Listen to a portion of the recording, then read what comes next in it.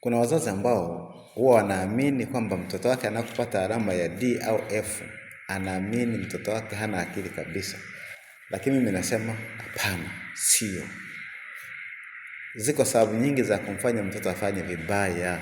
Ziko nyingi tu, lakini utakuta mzazi hata ustuki.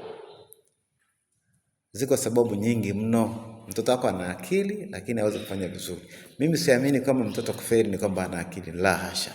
Kuna wengine amefeli na amerudia mitihani amefanya vizuri na ameendelea mbele.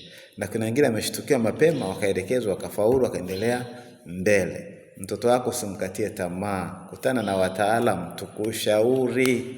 Na tukisha kushauri, mtoto wako atafanya vizuri, utafurahia. Wewe unaona watoto wenzako wanafanya vizuri, wanaenda vioni, wanaenda wapi? Wewe mtoto wako anafeli tu kila siku na rizika, usirizike. Kuna vitu vingi vya kushauri. Niko tayari kukushauri kwa ajili ya mtoto wako. Karibu. Umesikia? Karibu sana.